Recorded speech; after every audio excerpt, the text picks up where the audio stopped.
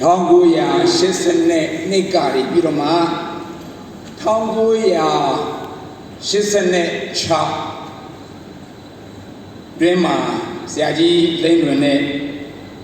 ကျွန်တော်နဲ့ရမ်းပဲကျွန်တော်တို့အင်ဂျင်နီယာဘိုင်းဆိုင်ရာအစာအုပ်တွေနဲ့ဝิญญาณဘိုင်းဆိုင်ရာတွေမှာတွဲဖက်ပြီးတော့မှဒီအကြောင်းရဲ့အစ in the beginning time မှာကျွန်တော်တို့စပြီးတော့မှရင်းနှီးနှီးနဲ့ပြီးခွင့်ရတာဒီနေ့ထိနေအောင်စလုံးကအသက်90တန်း80တန်းတွေရှိလာတော့ညာလည်းပဲဘုရားခင်ကျေးဇူးတော်ကြောင့်အသက်ရှင်ခွင့်ရတယ်ကျွန်တော်လည်းပဲ1986ခုခရစ်တော်ကိုမိမိရဲ့ကယ်တင်ပန်ရှင်နဲ့အရှင်သခင်ပြည့်ရလာတဲ့အချိန်မှာဇာတိသိန်းတွင်ရဲ့လောကမုန်တိုင်းတိုက်ခတ်ဒုက္ခဆိုတဲ့ချင်းလေးပေါ့သူစေုံပေါ်မှာဘုရားခင်သူ့ကိုလေ့ကျင့်ပြိုးထောင်ပေးတဲ့ကာလမှာနှလုံးသားတွေကထွက်ပေါ်လာတဲ့အချင်းလေးကိုကျွန်တော်ကကြိုက်တော့ကျွန်တော်ကိုယ်ပိုင်သက်သေခံချက်ပြုတဲ့အခါတိုင်းမှာဒီသချင်းလေးကိုဆိုတယ်သချင်းလေးဆိုတိုင်းကျွန်တော်ကအလွတ်မရတော့ကျွန်တော်သချင်းလေးကိုတိုင်တော့စာရွက်ကတစ်ချိန်လုံးတုံကျွန်တော်ဒူးကောင်းတွေကတုံတော့ပစိုးတွေကလှုပ်အဲ့လောက်ဒီတော်တာပြောတာပါညာလည်းမထက်ဆိုတော့အလွတ်ကလည်းတကားမှမရကြည့်ဆိုပြန်တော့လည်းပဲလက်ကတုံးပစိုးကတုံးအဲ့ဒီချင်းလေးကတကယ်ပဲဘုရားရှင်ကဆရာကြီးရဲ့နှလုံးသားထဲမှာသူကိုယ်တိုင် personal experience သူ့ရဲ့ life မှာဘုရားခင်ပြုခဲ့တဲ့အခါဖြစ်တယ်လောကမုန်တိုင်းတက်ခတ်တဲ့အခါမှာဘလောက်ထိခံရတယ်ဆိုတဲ့အရာအဲ့တော့ဒီလောကရန်ရဲ့တိုက်ခတ်မှုတန်ဒီဘလောက်ပဲရှိသူ့ရဲ့အသက်တာမှာဘုရားခင်ကိုတခြင်းလေးထဲမှာပြောတဲ့အတိုင်းပဲစွဲကန်ထားပြီးတော့မှဂနေတိလှုပ်ဆောင်တဲ့အခါမှာစကားစားသူတို့ရဲ့ဇနီးမောင်နှံနှစ်ယောက်သစ္စာရှိစွာဘုရားကိုစွဲကန်ပြီးတော့စားစရာငတ်ပဲငတ်နေပါစေဘာတွေပဲပြဿနာခန္ဓာကိုယ်မှာ operation တွေဘာပဲလုပ်ရသစ္စာရှိစွာနဲ့ဒီနေ့ထိရက်တည်မှုကိုဘုရားမြင်တဲ့အခါမှာသူတယောက်တည်းမထားဘဲနဲ့ဝဲဖက်ပြီးတော့မှလောက်ပေါ်ဆောင်ဘက်ဒီကျွန်တော်မြင်ရတာမကဒီ compound ကြီးကလည်းကျဲလာကျွန်တော်ဆရာကြီးကိုစကူညီတော့ဒီနားလေးတဝိုက်သေးလေးပဲဒီနားလေးအခုတဖြည်းဖြည်းနဲ့ဘုရားခင်နေမီကိုတင်နေရနေမီကိုသင်အတွက်အပိုင်ပေးပြီးတော့လူမျိုးတကာကိုလည်းပဲသင်အဖို့ငါပေးမယ်ဆိုတဲ့အတိုင်းပဲဒီနေ့ဒီမှာပါဝင်ကြတာလေလူမျိုးပေါင်းစုံပဲဆိုတော့အင်မတန်ပဲကျွန်တော်ဝမ်းသာတယ်ဂုဏ်ယူတယ်ဖရာသခင်ကိုလည်းချီးမွမ်းတယ်ဆရာကြီးကိုဝိုင်းဝန်းပံ့ပိုးကူညီကြတဲ့သူအယောက်စီတိုင်းကိုလည်းပဲ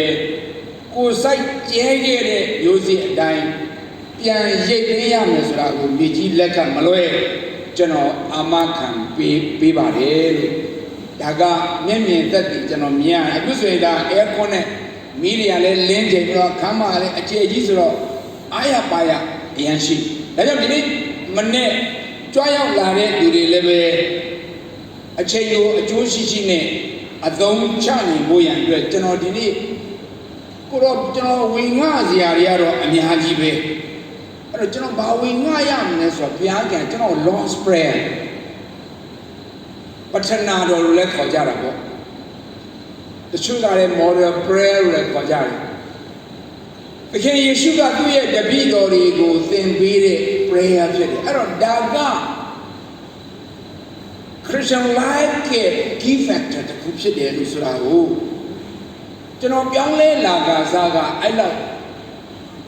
မခံစားရကြာလာလေဒီ lost prayer ကိုနားလေလာလေ Christian life ကခိုင်ခံ့ပြီးတော့မှ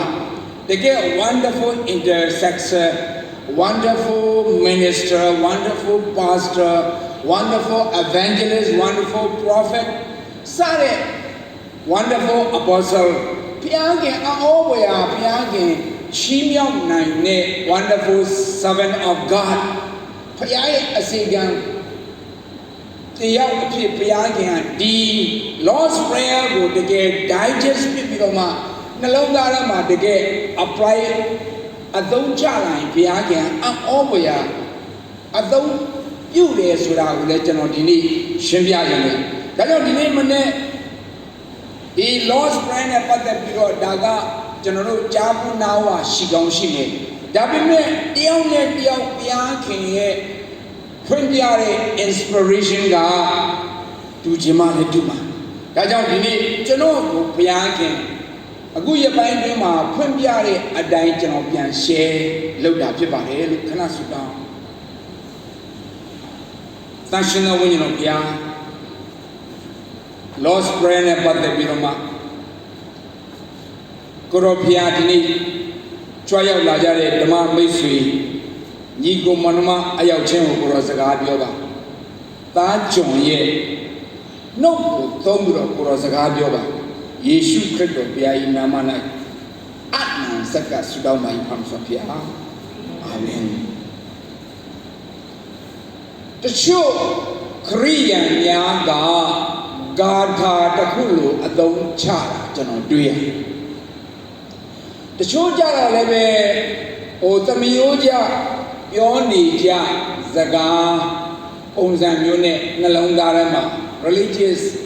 Agona ritual Pongzamio de Punine repetition Yeyu de Pongzamio Shija. Dabime Credo Payanshinga, Eri Yujene, Villadam Hobene, 2 years the Pidori, Athatama, below apply Lograma, below Sunago, Laya Manesrago, Fili Boya, and do a pay Lujanoamin, Taniali Tanji, the Demetric. Nasana Konajama Bibi, the Mount Golden and Go Jama Bibi, Chosen Cha Salome, key factor, a choke kid as Ragu, Janoga, the D. Tammy, Pablo, the D. Tammy Lazoye, Paramauzo, General Mate, can you chop? And Kogari, Biroma, Satoma, Chile, Sasa, Jen. Aguna the Babria, Jamba, you pub with Rojan Piama Pado. Then a time you save the Chinane. Ara Sasa Jane and Koma Saburo Paladane, Badri Alison, Gongin, Bo Night, Shido Mudo, Ajanundu, Apa. General didn't go where Yeshu Sure, Corridoga. Gongin, Sine, Winyana, Payapsrago. Lord's prayers Cesare Dudain, Ari Sudanjane, Sudane Dudain, Alonga, Dago Sekema, assure people Lure. Kuya Winyanama, assure Sechamu, Kanzani Lure. Nago Bego Yesu. Corridos Taura Piaga, Luzadi, Canulare, Luzabe, Payam Hobu, Nejiboma, Thozane, Thone, Luzadi, Canubiro, Winyana, Kanago, Ne, Piamiro, Gangen Bongo, Dejua, Duare, Taura, Paya, Chidias Rago, Parama, Uzon Segema, Ayen Eri. Sechamu Kansabu Lure. Yeshu, Corridori, Gene Kababoma, General Alan Pini Jare, Enkara, Paya, Nameji, Paya, Leba Rega, Dabam Hobu, Tuga, Tawra, Winyana, Paya Pedesragu, General Pamauzo, Eddie Cheku, Daddy Tamibu Lure, Nabuga, General Agnes Doma. Ameno Matugin Achema A so by go, a queen, Bonago, Anu Borodi, ကပ္ပအဆက်ဆက်ကိုယ်တော်၌ရှိပါ၏အာမင်ဆိုတော့ကျွန်တော်တို့အဲ့ဒီစာသားအရာဆိုရင်ဘယ်လိုနားလဲဆိုရင်ယေရှုခရစ်တော်သည်ကပ္ပအဆက်ဆက်တိုင်အောင်ရှိတော်မူသောမူလဘုဒ္ဓဖယားဖြစ်တယ်ကနဲ့ဦးဖယားဖြစ်တယ်ပန်စင်းရှင်ဖြစ်တယ်ဝိညာဏခန္ဓာကိုယ်နဲ့အုပ်ဆိုးတဲ့ဩဃတလောကကြီး universe ကိုအုပ်ဆိုးတဲ့ဖယားဖြစ်တယ်ဆိုတာကိုကျွန်တော်တို့သဘောပေါက်ထားရမယ်ကျွန်တော်တို့ကိုဖန်ဆင်းတဲ့ဖယားတိရစ္ဆာန်တွေကိုဖန်ဆင်းတဲ့ဖယားနေလကျေနကတာယာကိုဖန်ဆင်းတဲ့ဖယားအဲ့ဒါကြောင့်သူ့ရဲ့အယီအချင်းကအုပ်ဆိုးပိုင်တဲ့အခွင့်ကသူ့ထဲမှာရှိအစိုးပိုင်သောအခွင့်ကရှိပြီးသားဘုံတကောအာနုဘော်တော်နဲ့ပြည့်စုံတဲ့ဖယားဆိုတာကိုပထမဦးဆုံးနားလည်ထားအဲ့ဒီဖယားထံမှာကျွန်တော်တို့ကဆူတောင်းနေတာဖြစ်တယ်အဲ့ဒီဖယားရဲ့နောက်ကိုကျွန်တော်တို့ကလိုက်နေတာဖြစ်တယ်အဲ့ဒီဖယားရဲ့သားအပြည့်ခံယူထားတာဖြစ်တယ်အဲ့ဒီအစိုးပိုင်သောအခွင့်ရှိတဲ့ဖယားနဲ့ကျွန်တော်တိုင်နေတာဖြစ်တယ်အဲ့ဒီဖယားရဲ့အကွယ်ကအမဇာအဲ့ဒီဖယားရဲ့ဂျေဇုတော်အပေါင်းကိုခံယူနေတဲ့သူတွေကျွန်တော်တို့ကဖြစ်တယ်ဒါကိုကျွန်တော်တို့ကပထမဦးဆုံးနားလည်ထားမယ့်အရာတွေဖြစ်တယ်ဒါဆိုရင်အဲ့ဒီ Lord's Prayer မှာပထမဦးဆုံးစလာတဲ့နံပါတ်1တစ်ချက်ကကိုရောဤနာမတော်အာယုတိလေးမြတ်ခြင်းရှိပါစေတော်ဆိုတော့အဲ့လိုရေးထားတယ်ဆိုတော့ဒါကိုကျွန်တော်တို့က Hallowed be your name hello ဆိုတာက made holy honor as holy ဆိုတော့ကျွန်တော်တို့ကကိုရောရဲ့နာမကိုသုံးဆွဲသောသူရဲ့နှုတ်က holy ဖြစ်နေအတိတ်ပြပါအောင်ပြောချင်တယ်မူတာသုံးနဲ့နှုတ်မဖြစ်ရကိုယ့်ရဲ့စကားပြောဆိုတဲ့အရာတိုင်းမှာ yes ကို yes no ကို no ပြောတဲ့နှုတ်ဖြစ်ရ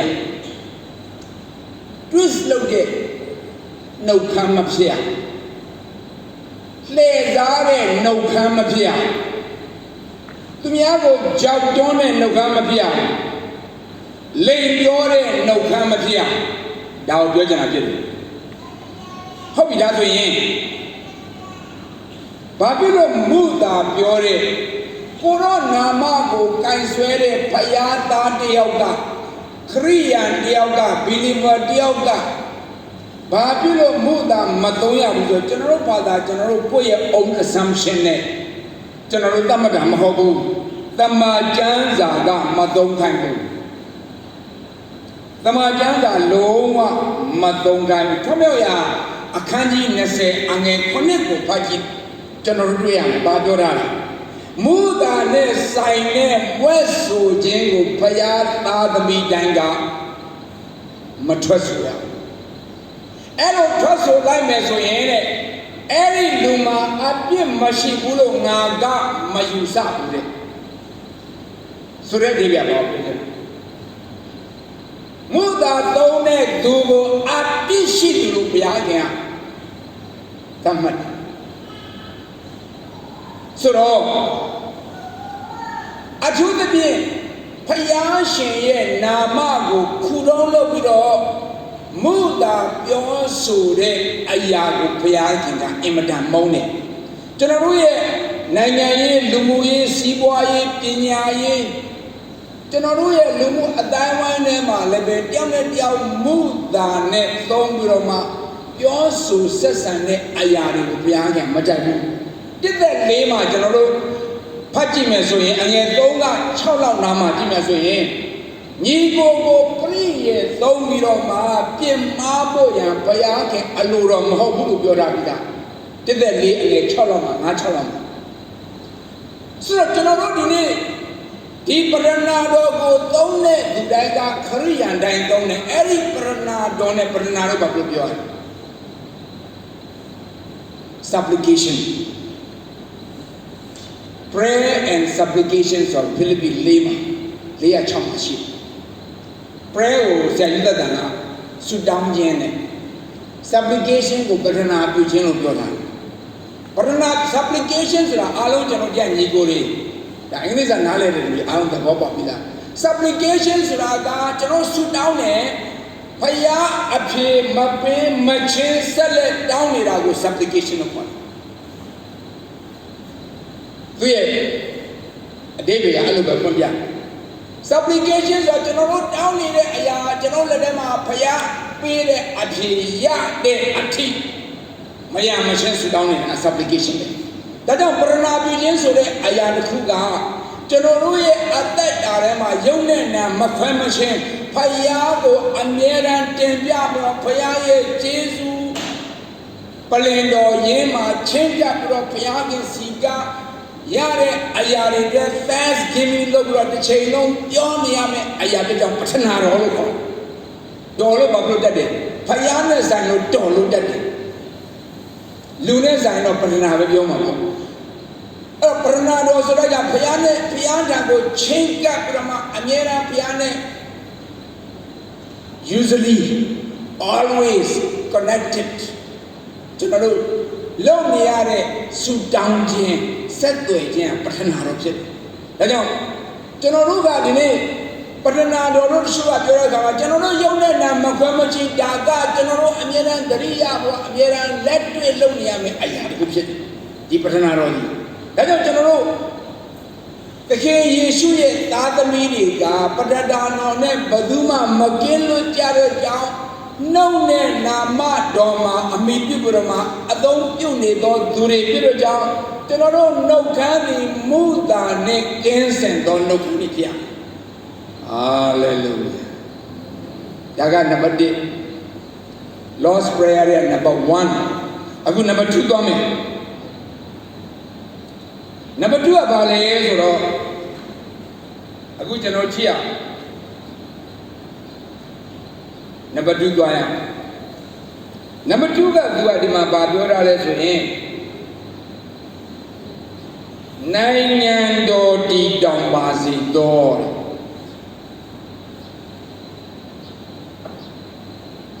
Your kingdom come. Nine do di Dombasi door. So, Yiboma, Paya, the king, Nanyando, Biora. Lure is out Tare, Nanyando, Bioran. Paya, the king, Bayan Lopiroma, Tenoruga, Danu, Pidana, Pipiro, E. Down Tare, Nanyando, Ye Yiboma, Shibazi. Down Yaboma, General understood Tronale, Pida. Eric Down Yaboma, Shide. Paya the king, Nine Dodi, Mejibo Mashima, Mejibo Mapadu Nili, Mejibo General Nili. The nature of the king issued the Bidoria, the king issued Puro, General Gangian Nanyando, Biava, made a come at the king Ishua, Mino Honia Mashi, Dinia Mashi, Laisha Manine, Gangian Nanyando, the Menoe, Nelonga Mabashi, Mino Temashi. Manavo.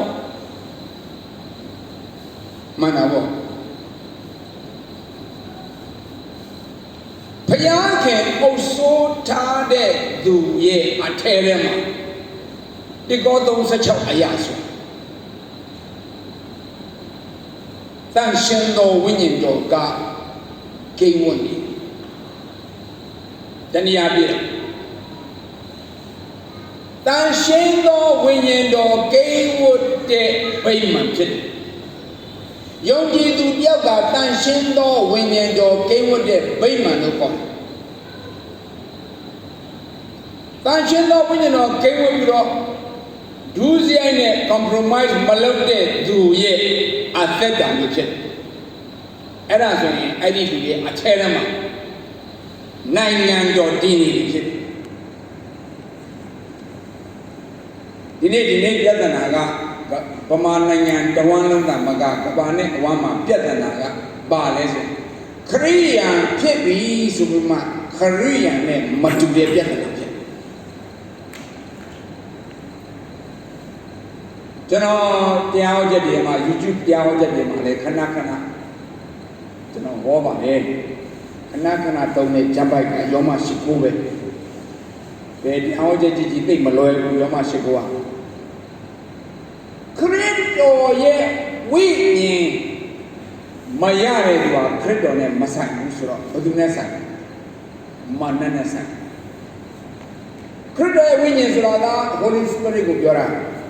ဒါဆိုရင်ခရစ်တော်နဲ့ဆိုင်တဲ့သူရဲ့အထဲထဲမှာ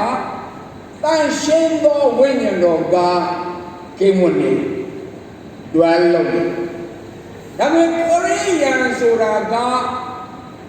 တန်ရှင်းသောဝိညာဉ်တော်လှုပ်ရှားနေတဲ့သူကိုခရိယန်လို့ခေါ်တယ်တန်ရှင်းသောဝိညာဉ်တော်မလှုပ်ရှားတဲ့သူကိုသာသနာပလူလို့ခေါ်တယ်ယဉ်နေခြင်းဘလောက်ပဲခံပြီးအသင်းသားဘလောက်ပဲဝင်ပြီးအမှုတော်ဆောင်ပဲလုပ်နေပါစေတန်ရှင်းသောဝိညာဉ်တော်ရဲ့အသစ်ပြုပြင်တဲ့အရာတွေကျွန်တော်တို့ရဲ့ live မှာရောကျွန်တော်တို့ live အပြင်ပတ်ဝန်းကျင်ဆက်ဆက်တဲ့သူတွေကိုကူးဆက်သွားတဲ့ new creation sentence ဘာမှမတွေ့ရဘူးဆိုရင်ကျွန်တော်တို့ခရိယန်လို့ခေါ်လို့မရဘူးသာသနာပလူပဲဆိုတော့အဓိပ္ပာယ်ဘာကိုပြောချင်တာလဲယေရှုခရစ်တော်ကိုမရသေးကြောင်းကိုဘာအားဖြင့် outward appearance ကမြင်နိုင်တာကတန်ရှင်းသောဝိညာဉ်တော်ရဲ့ function စီ moving စီသူရဲ့စုကျေးဇူးတွေသူရဲ့ manifestation တွေဘာမှမတွေ့ရအဲ့ဒါခရစ်မဟုတ်ဘူးအဲ့တော့ကျွန်တော်တို့ကနားထောင်ကောင်းအောင်အစဉ်ပြောင်းဆိုတော့အသုံးလုံးတွေ usage အမျိုးသုံးကြတယ် carnal Christian so called Christian ဆိုတာအမျိုးမဲ့ကြတယ်ဘယ်လိုပဲခေါ်ကြတယ်လို့ခေါ် so called Christian ဆိုတာကကျွန်တော်ပြောပြမယ်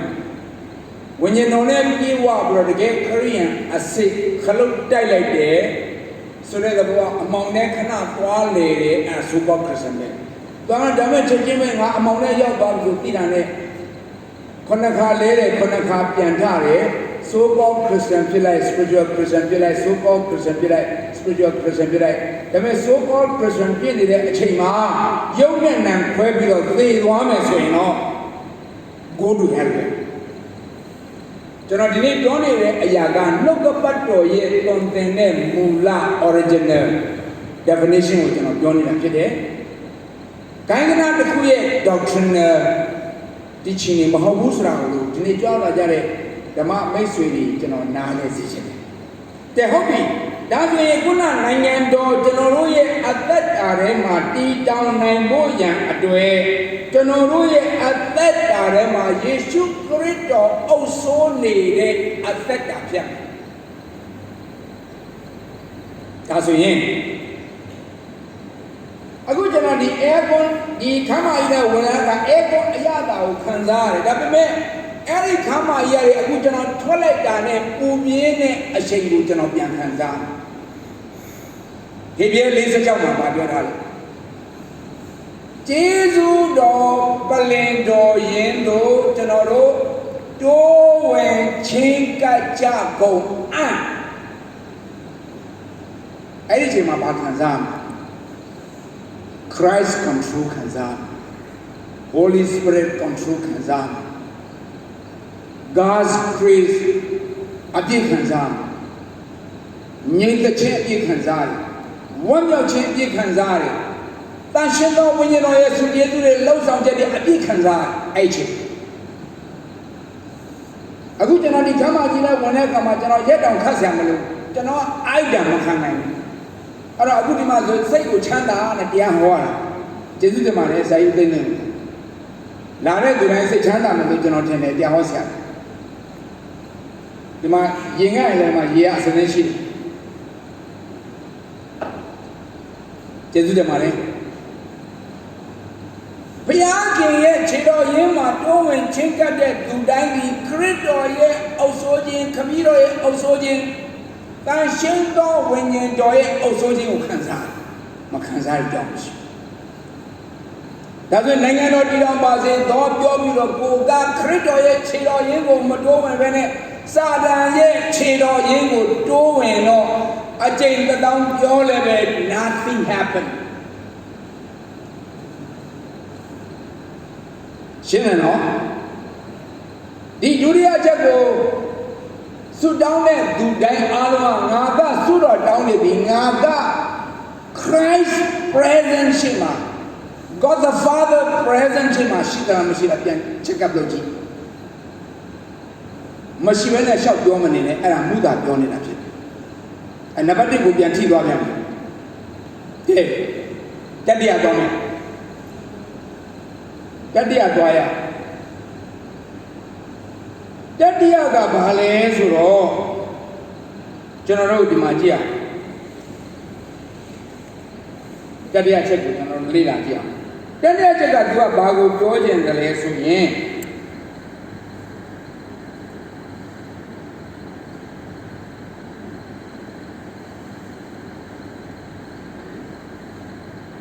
အလိုတော်ဒီကောင်းကျင်ပုံ၌ပြည့်စုံတကယ်သို့မြေကြီးပေါ်မှာပြည့်စုံပါစေတော်တဲ့အလိုတော်ဒီကောင်းကျင်ပုံ၌ပြည့်စုံတကယ်သို့မြေကြီးပေါ်မှာပြည့်စုံပါစေတော်တဲ့ဒါဆိုရင်ကျွန်တော်တို့ကဒီမှာကြည့်အောင်ဒါဆိုရင်ခမည်းတော်ဘုရားခင်ရဲ့အလိုတော်ကဘာလဲဆိုတာကိုပထမဦးဆုံးအရင်သိအောင်ရှာရမယ်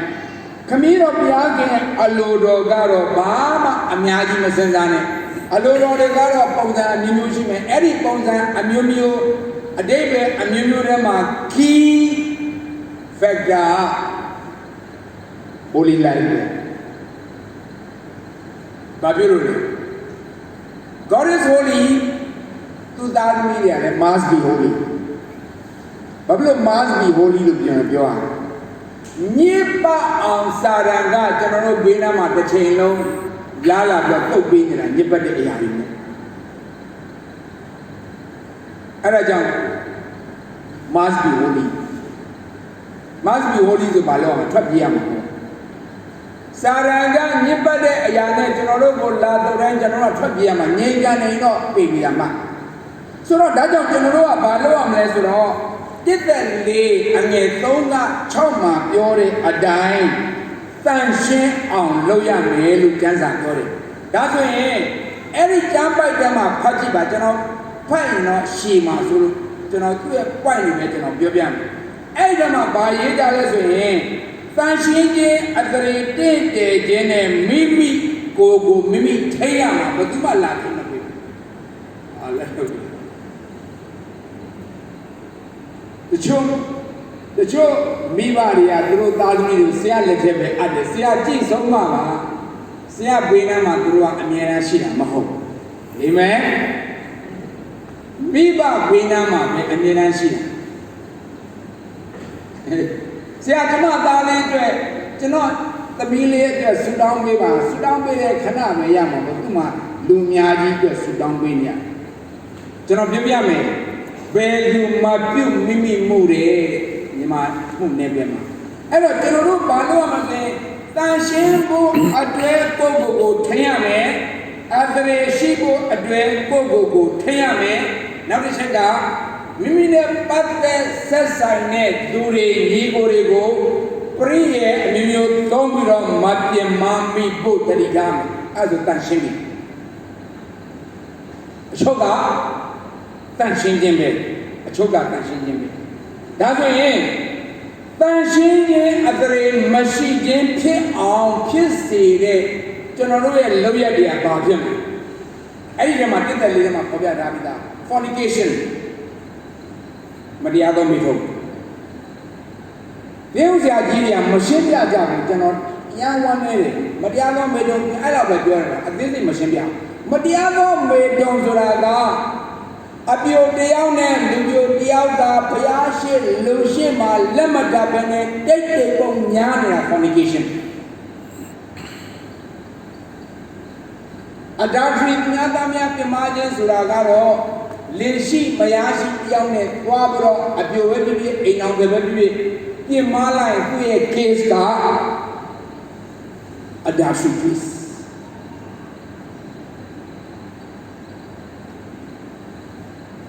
Garo, you know, James Sherlock, you know, in an animal. I love it on channel. So, Ruga Madiano made on the Magabene, Kili, the damage, Shiri, Ayari, Pia, Kili, that's a great along the Yoram. Oye, Damete Sanda. Logan Sane, Damade Sanda, Aloma Kilida. Any Ayari Gore, Mapia and Buzoye, Matan Shenan. That's what that's in general. Babylon Piacana. Down in Boma, Gilly, that damage in Masibu, Madiabo, with Masibu. That cannot be around, Jansa Yora. Madan is a name, those they got, those that Yora, that Tamia, Kalan, and Sobajigo Mabu. Tania is a Jango Mabu. Hello, Yora. Bahama Mabu. Payagi eat down in the man, get to Pijay, and Madema. Madu sending us an Amapiaji. Pejima, Tamil Jagoga, Sobajigo Mabu, Tania Pisa Jingo Mabu, down in the man get to Pijay. Daja, down in Bonga, a Lorogi, Mijiboma, Peso Bozo, down in Ga, Ajendi, Mijiboma, Shima, Mijiboma, let two brightest Loma, Mijiboma, Eddie Nanya, Itahoyan. General Mother Chong as an Lima Piotro, the Genda Une, Palmiroma, Nine Dotito Maya. Asoya, the Baga, Ojo in Nabia, Asoa, the Baga, Ojo in Yatana did. Daga Ganabane Wama, Bama Namaleki. Asoa Napa, Ojo de Daiga, Subu, Tamyamu, Kitari. When you hear Nebamale Sadane, Payane, Yango, Ocho de Ludia, Adama, Betanaga, every day. Daga, Conchemia, Lost Prayer, Conchemia, Shembian. A good legend, with an Otia. Legend, Yama, Babura, at them, way of go Asago, a general do a Yene, Pay than our Mubar. Yen never barino. Ne Dino Mababu. Yeniga God's plan. Ne Danga General plan. Hallelujah. General plan got ne Dang, Maya plan got one day only. Babiru. We are greedy person. We are worried person. General so ye jump jare, General Puban jare. Nepia ye address Amiaji to Langene. Tamepia Ganga, Ego to Iga Tola Gere, Idrila Dure. Egan Daya, Tema, Shini, Achinga Sap, Patrogo, Trailoda, Mayaku. Manamo Api, Trugu, Trailer. Truga, Trailo, Makambu. Palabe, Lolo, yet Nagu, Truga. Share is what you know, so through it at that time, Nino Manamo go to Yesa Becca, so Bima. Ubone, never got bonus on Nayesa payment. Ubone Majare Yedia, Yesa, so that Bianchi got dairy bread. Babilu, Tamaya. Every day we need to trust Him. Not one time, always. Every second. He wants us to trust him totally. Lowa tugo miko boya biagenga alusia pit. I don't know my bad child told them a lego, Gila Gama, to Badura.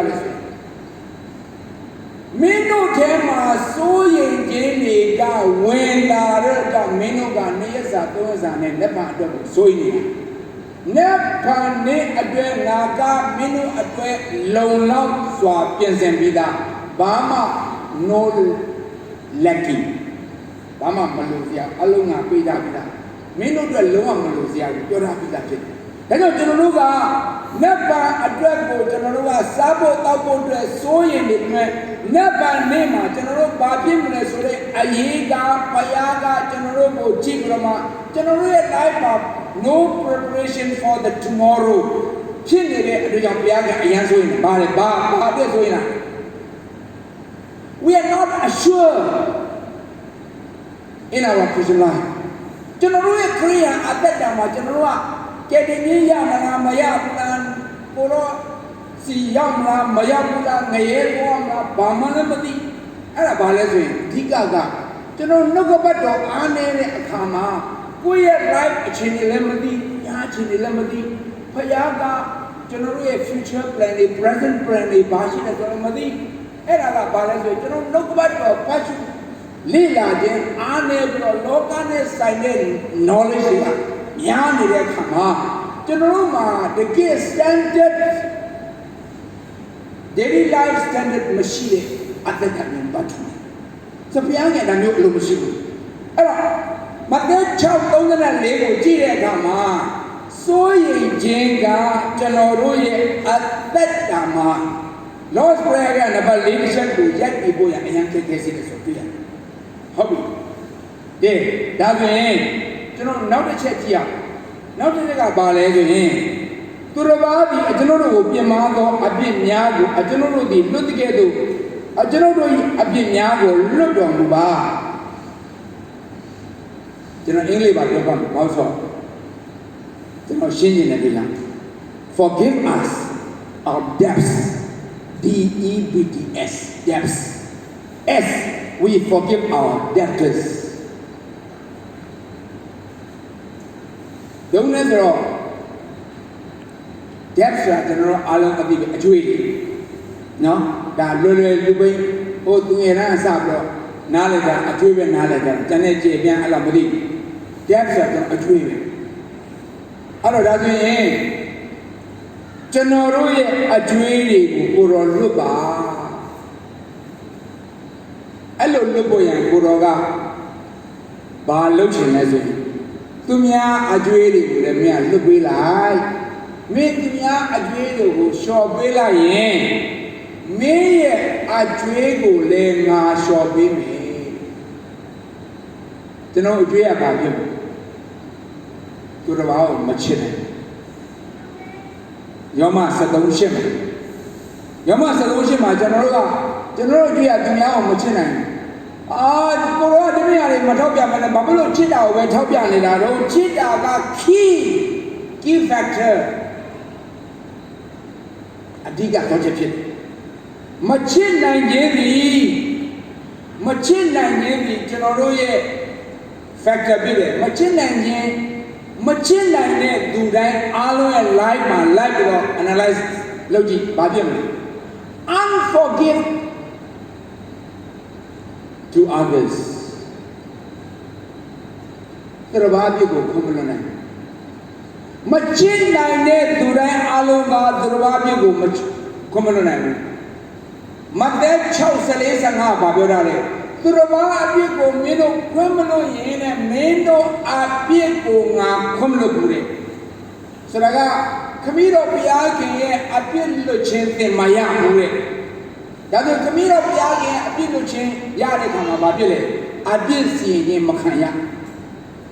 Camilo Piagi appeal to change Credo Piai, appeal to Jimu Kazaya, Credo Piagi appeal to Jimu Kazaya Baya, healing Yam. Korea no about set you free. Kazama Dorabida. Lucia, Balucene. China Genega, Lucia. Sada ye ချီနှောင်ခြင်းတွေကလွတ်ခြင်းရနှစ်ကောနှစ်30က7မှာပြန်ကြည့်ရင်ဘာပြောထားလဲဆိုကျွန်တော်တို့ကတဲ့သူတော်ဘာအပြစ်ကိုခွင့်မလွတ်နိုင်ဘူးဆိုရင်မင်းကိုတဲ့စာတန်ကနိုင်သွားနိုင်စရာအကြောင်းရှိတယ်အတိတ်ကဘာပြောချင်လဲ We are under Satan's feet စာရန်ချောင်းမှာရှိတယ်အဲ့ဒီအတိတ်ပဲပြောနေတာနဲ့အတူတူပဲဘာမှမတူဘူးအဲ့တော့ဒါဆိုရင်ကျွန်တော်တို့ရဲ့အသက်တာမှာစာတန်ရဲ့ခြေတော့အောက်ကလွတ်ပြီးပြီလားမလွတ်သေးဘူးလားလွတ်ပြီးပြီကျွန်တော်ကစာတန်ရဲ့ခြေတော့အောက်ကလွတ်ထားပြီးသားလေဘာဖြစ်လို့လဲဆိုတော့ကျွန်တော်တို့ဒီမှာဖတ်ကြည့်မှတ်မိမှာပါတေယောခန်းကြီး3တေယောခန်းကြီး3ကျွန်တော်တို့ဒီမှာပြန်ကြည့်လိုက်မယ်ဆိုရင်ကျွန်တော်တို့မှာဖတ်ကြည့်လိုက်ကျွန်တော်တို့ကလွတ်ပြီးသားဖြစ်တယ်လေလွတ်ပြီးသားဖြစ်တယ်မာနပြုတဲ့အမှုတွေကလွတ်ပြီးသားဖြစ်တယ်ဒါပေမဲ့ဘယ်အချိန်မှာမာနရဲ့ခြေထောက်အောက်ကိုကျွန်တော်တို့ကတိုးဝင်တယ်လဲဆိုရင်သူတော်ဘာအပြစ်ကိုခွင့်မလွတ်နိုင်တဲ့အချိန်မှာမာနကတော့ခေါ်တာမဟုတ်ဘူးကျွန်တော်တို့ကတိုးဝင်ဟာလေဗျာဒီမဲ့ခရစ်တော်နဲ့မာနနဲ့ကျွန်တော်တို့ကခရစ်တော်ကျွန်တော်တို့ကိုညီလိုက်တော့မာနခြေထောက်အောက်ကလွတ်သွားပြီဒါပေမဲ့ကျွန်တော်တို့ကအပြစ်ခွင့်မလွတ်နိုင်တဲ့အချိန်မှာမာနရဲ့ခြေပွားအောက်ကလွတ်လာတဲ့ကျွန်တော်တို့ကမာနခြေထောက်အောက်ကိုဝင်ပေရစီတော့ပြန်တိုးဝင်ဝါဒီထဲမှာဘယ်နှယောက်ပါလဲမသိဘူးဒါကတော့ကိုယ့်ဘာသာကိုယ်ပြီးဆုံးမယ်ကျွန်တော်လည်းတစ်ခါကဝင်သွားကြတယ်မနေ့ပြန်ရုံခဲ့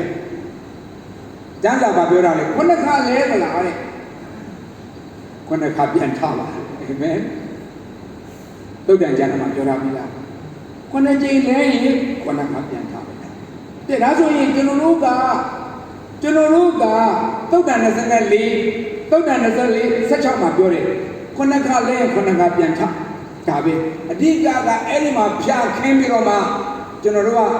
အိမ်ဆောက်ပြီးတော့နေဖို့ရဘုရားခင်လဲတဲ့နေရာမှာအိမ်ဆောက်နေဖို့ဘုရားခင်လုံးဝအလိုမရှိဘူးဟုတ်ပြီဒါဆိုရင်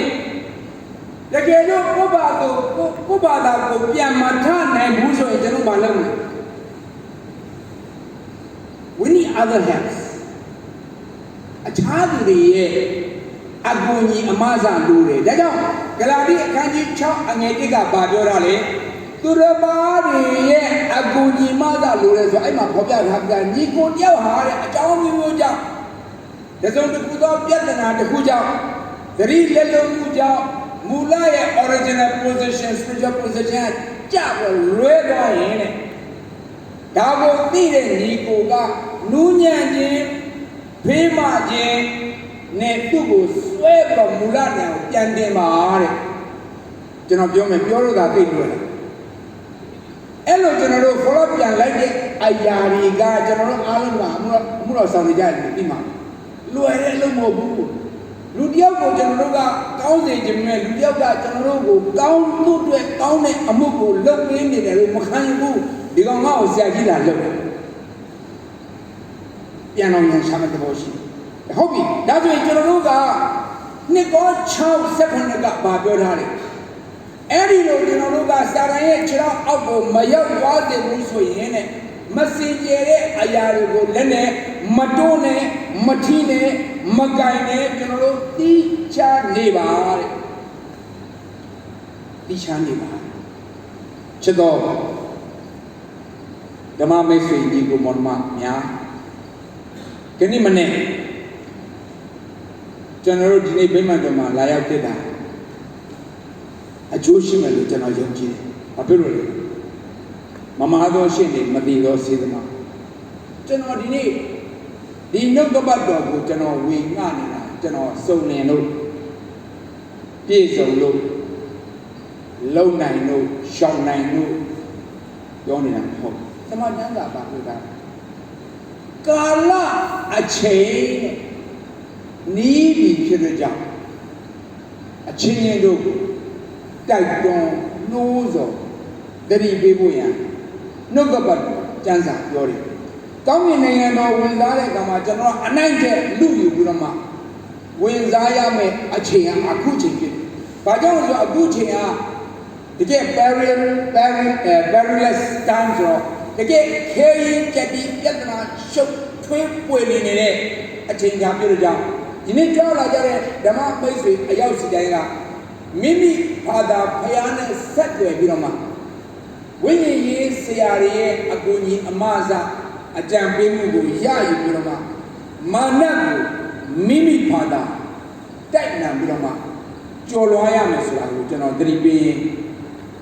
Lord's Prayer အဖြစ်အရောက်စီတိုင်းကိုဒီမနေ့နှိုးဆော်လိုက်ပါတယ်အရောက်စီတိုင်းပုံမှာဘုရားခင်တာ၍အသုံးပြုပါစေချင်းမြတ်ပါစေမိမိအားဖြင့်လူမြောက်များစွာဒီပတ်ဝန်းကျင်မှာကိုတော်ကိုတည်တော်သူတွေတိုးပွားပါစေလို့ပြောကြရင်လည်းကျွန်တော်နေကုန်းချုပ်ပါတယ်ရောက်စေတဲ့ပုံဘုရားခင်ကောင်းချီးပေးပါစေ